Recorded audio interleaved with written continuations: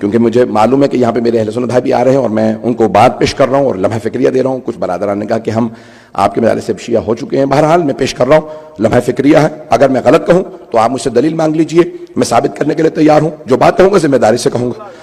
شیعہ سنی کتابوں میں لکھا, ابن قتیبہ دینوری نے الامامت و سیاسہ میں لکھا, صفحہ نمبر 37 جلد نمبر 1 کے اندر. سن رہے ہیں حضرات؟ تو یہ بھی بہت قدیمی کتاب ہے, 1250 سال پرانی کتاب ہے, الامامت و سیاسہ, امامت اور سیاست. امامت یعنی یہاں پہ پیشوائی ہے, لیڈرشپ ہے, شیعہ امامت نہیں ہے. تو الامامت و سیاسہ ابن قتیبہ دینوری نے اپنی کتاب میں لکھا کہ سیدہ جب ایک مرتبہ ناراض ہو گئی تو بعد میں سارے مدینے میں بات پھیل گئی, سیدہ ناراض ہے, سیدہ ناراض ہے. ایک مرتبہ سارے مدینے میں جب بات پھیل گئی تو جن سے ناراض تھی انہیں بھی پتہ چل گیا کہ ہر مدینے کے آدمی کو پتہ چل گیا کہ سیدہ ہم سے ناراض ہے. ان دونوں نے جناب امیر سے کہا, یا علی ہم سیدہ سے ایک مرتبہ ملنا چاہتے ہیں. مولا نے کہا نہیں, میں اجازت نہیں دیتا. کہ بس ایک مرتبہ ہم بات کرنا چاہتے ہیں. مدینے کا ہر آدمی جہاں ہم جاتے ہیں سننے میں آتا ہے کہ سیدہ ناراض ہے. جناب امیر گھر آئے, مساجد پہ نہیں آیا, آئے گھر, اور آنے کے بعد جناب سیدہ سے کہا شیخین آئے ہیں دروازے پہ کہ آپ سے ملنا چاہتے ہیں. مولا نے جیسی جناب خاتون جنت سے کہا کہ میں ان کی شکلیں نہیں دیکھنا چاہتی. ایک مرتبہ جناب امیر نے کہا میں زبان دے چکا ہوں. کہا کہ ٹھیک ہے پردہ لگا دیجئے, میں پردے کے اس طرف بیٹھوں گی. وہ پشت پہ آ کے کھڑے ہو کے اگر کوئی بات کہنا چاہتے ہیں کہہ دیں. دروازے پہ کھڑے ہو کے ان میں سے ایک نے آواز دے کے کہا السلام علیکم یا ابنۃ رسول اللہ, اے اللہ کے رسول کی بیٹی آپ پہ سلام ہو. بی بی نے جواب نہیں دیا. مسلمان کہتے ہیں بی بی نے جواب نہیں دیا. بھئی سلام کرنا مستحب ہے, سنت نبی ہے, جواب دینا واجب ہے. اگر مسلمان سلام کرے تو جواب دینا واجب. تمام مسلمانوں سے کہو, سروں پہ قرآن رکھ کے کہہ سکتے ہو تو کہو, یا سیدہ مسئلہ نہیں جانتی تھی یا آنے والے کو مسلمان نہیں مانتی تھی.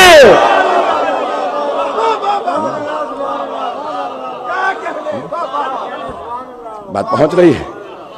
اگر ہے ہمت, اگر ہے کسی مسلمان میں ہمت تو قرآن سر پہ رکھ کے کہے کہ معاذ اللہ سیدہ کو مسئلہ نہیں آتا تھا. اور اگر کہے کہ نہیں مسئلہ جانتی تھی تو پھر بتاؤ اسے مسلمان مانتی تھی؟ جس نے آ کے سلام کیا سیدہ نے کہا نہیں میں تجھے جواب لائق نہیں سمجھتی. یہی جناب زینب کبریٰ نے دربار یزید میں کیا تھا. جب اس نے کلام شروع کیا بار بار کا کیا بات ہے, آپ کو آواز نہیں آ رہی, کیا بات ہے, میری سلام کا جواب, کیا بات ہے, آپ جواب کیوں نہیں دیتی؟ بی بی نے کہا تجھے اس لائق نہیں سمجھتی کہ تجھ سے بات کروں؟ عزیزان گرامی, جناب خاتون جنت نے بالکل بے عین ہی اسی انداز سے سلام کا جواب نہیں دیا. صرف ایک سوال کیا, کیا تم دونوں نے سنا ہے؟ جب کہا کہ بھئی آپ ناراض ہیں, بی بی نے کہا سنا ہے, میرے بابا فرماتے تھے کہ اگر سیدہ ناراض ہوں تو خدا ناراض ہوتا, ان اللہ یغضب لغضب فاطمہ. سنا ہے یہ تم نے دونوں نے کہ فاطمہ کے ناراض ہونے سے خدا ناراض ہوتا ہے؟ تو کہا ہاں ہم نے سنا.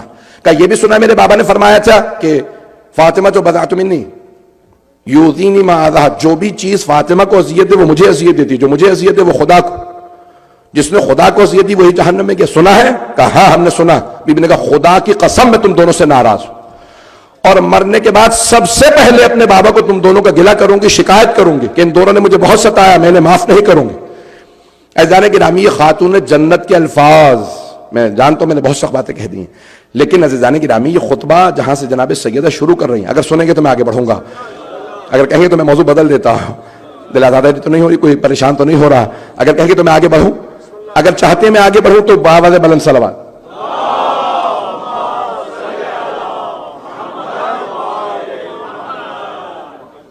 ہے مجمع ابھی تک میرے ساتھ؟ شاید میں بالکل آج مختلف انداز سے سارا پیش کر رہا ہوں. بعض اوقات جو ہے وہ تاریخ کو چھپانا بھی بعض اوقات ایک جرم ہو جاتا ہے کہ ہمارے بچوں کو معلوم ہی نہ ہو کہ ہوا کیا ہے کیا تاریخ میں, کہ تاریخ میں کیا کچھ ہوا ہے. عزیزان گرامی,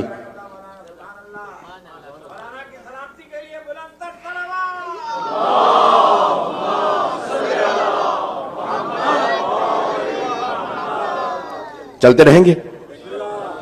عزیزان گرامی, اس مقام پہ بہت سے علماء نے لکھا ہے اہل سنت کے کہ دونوں موجود تھے, کیونکہ تو پہلے نے فوراً رونا شروع کیا اور وہ وہاں سے باہر نکل گئے اور کہا کہ مجھے کچھ نہیں چاہیے. سیدہ ناراض ہو گئی. دوسرے نے جا کے کہا کہ لوگوں کو مت بتانا کہ کیا ہوا ہے, اور اس معاملے کو یہیں پہ دبا دو اور عورتوں کی باتوں میں مت آنا اور چھوڑ دو اس معاملے کو. کہا کہ نہیں میں یہ نہیں دیکھ سکتا کہ اب سیدہ جو ہے ناراض ہو رہی. کہا کہ چھوڑ دو اس معاملے کو. کہا ٹھیک ہے, ابھی چیزوں کا کیا کریں گے؟ کہا ہمیں سب چیزوں کو اپنے پاس رکھنا ہے. پھر دوبارہ منصوبہ بندی ہونے لگی اور کیا کیا چھیننا ہے اور کس طرح سے معاملات کو آگے بڑھانا ہے. میں سخت جملے کہہ رہا ہوں میں جانتا ہوں، لیکن میں تاریخ پیش کرنے پہ مجبور ہوں. یہاں تک کہ وہی جو روتے ہوئے نکل گیا، ایک مرتبہ موت کے وقت مروج الذہب میں ہے، بڑے بڑے علماء نے لکھا کہ بار بار جب بیمار تھا تو بے ہوش ہوتا، ہوش میں آتا تو ایک ہی بات دہراتا، اے کاش میں نے 3 کام نہ کیے ہوتے. تو پوچھنے والوں نے پوچھا کہ کون سے، سنیں گے نا؟ میں جانتا ہوں میں آج سخت باتیں کہہ رہا ہوں لیکن سن لیجئے گا، چاہے بے شک نشر نہ کریں، مجھے وہ نہیں ہے. صرف میں اپنے بچوں کو بتانا چاہتا ہوں کہ ہماری تاریخ کیا ہے، کیوں ہمارا اتنا سخت موقف ہے. تو ایک مرتبہ کہا ہے کاش میں نے 3 کام نہ کیے ہوتے، مجھے صرف ایک کام کو پیش کرنا ہے. پوچھا کون سے 3 کام، کیوں رو رہے ہیں اس وقت؟ کہا میں جب بھی آنکھیں بند کرتا ہوں میرے سامنے جہنم آ جاتی ہے اور میں دیکھتا ہوں کہ فرشتے ہیں وہ کہتے ہیں کہ جہنم تیرے انتظار میں ہے، تو نے اس پہ ظلم کیا جس کا ظلم خدا برداشت نہیں کرتا. کہا کاش میں نے 3 کام نہ کیے ہوتے. کہا کون سے 3 کام؟ کہا کاش میں فاطمہ کے دروازے پہ آگ نہ لے جاتا، میں در سیدہ پہ آگ لے کے نہ گیا ہوتا. اے کاش میں نے دروازے کو آگ نہ لگائی ہوتی. یہ آگ میرے لیے جہنم کی آگ کا سبب بن گئی ہے. کیوں؟ اب نظر آ رہا ہے سب کچھ. کئی ایسے گناہ ہوتے ہیں جس کے بعد توبہ کے دروازے بند ہو جاتے ہیں.